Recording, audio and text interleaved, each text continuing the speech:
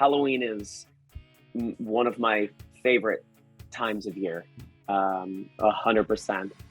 And it's amazing to, at such a young age, be in this wonderful film that not only sparked a bunch more creative films from the Disney Channel, but to be able to be like a part of a lot of people's Halloweens growing up and still continue to be a part of them is something I'm forever grateful for and will never forget. And it's definitely changed me for the better forever. So what are we gonna call him?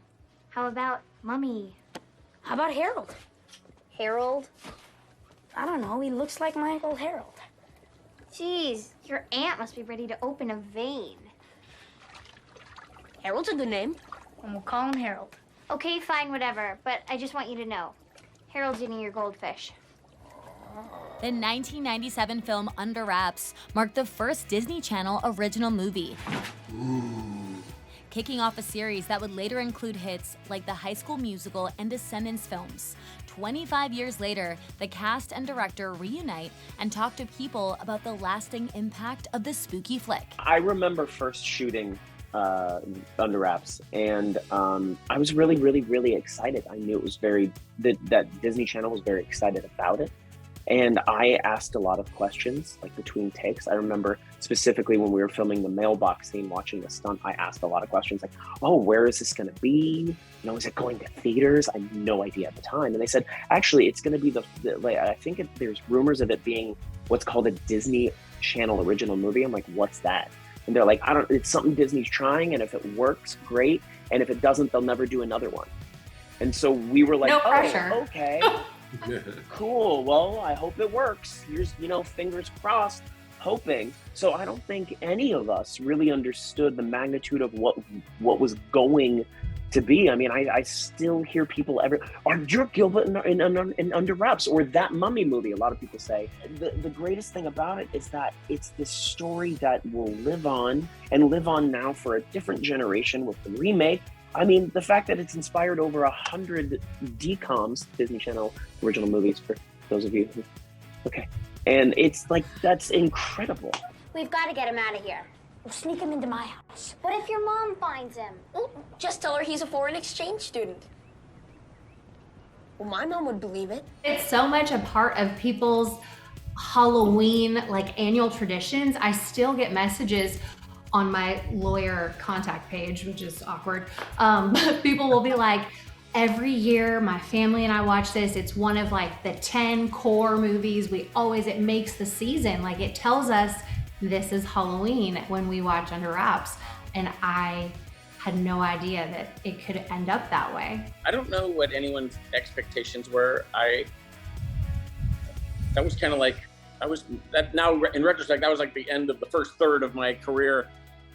And I had already gotten to the point where I'm going, you never know, right? You just do your best, you just take your shot, you swing your bat, and you hope it all works out. So for me, I ended up doing 5 Disney Channel original movies, right? And wow. And it's when I had a really happy home there for a long time. And it's kind of like the third Halloween when they're rerunning it, you go, oh, cool, it takes a while. It took a while for this project for me to realize that it was kind of a perennial and that it was important to people. We need clothes. Big clothes. Big, cheap clothes.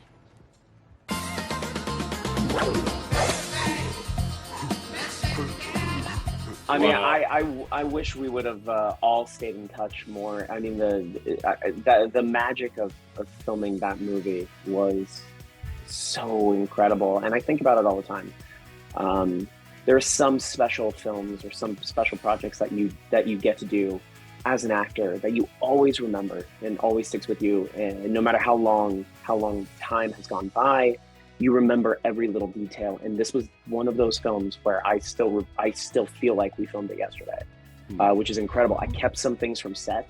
I still have the koosh ball that the dog carried in its mouth.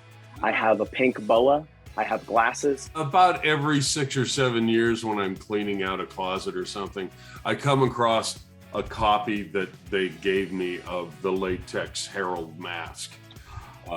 So I have that somewhere. And then of course, Press gave me that, which somehow some synapse fired deep in the recess of my brain before I sat down to do this. I went, oh, that thing that's been up in the corner of the little storage room.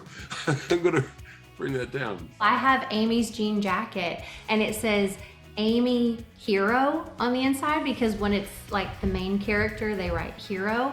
And so I've kept it for my daughter. And she'll probably be like, Mom, ew, go away. But whatever. I'm gonna miss you, Harold. Goodbye, Harold.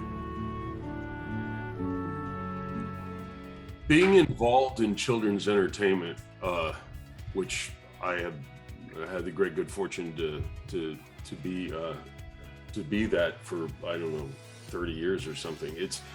It's so rewarding when an adult talks to you about what that meant to their childhood.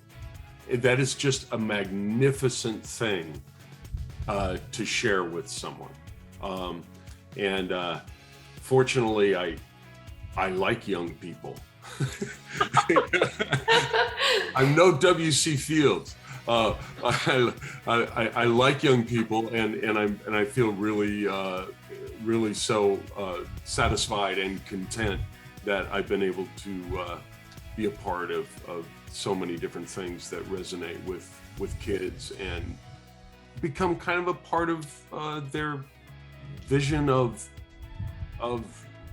their culture and their generation. Man, what an honor. Yeah, to echo what Bill said, I feel like I never would have thought back then, and even in the years right after filming it, that it would become such a legacy and that it would be part of kids' happy memories from their childhood. You know, that feeling of sitting on the sofa with the people you love and watching the familiar holiday movie that you love, like knowing that I'm leaving that to my children and to other people's children gets me a little bit. It gets to me.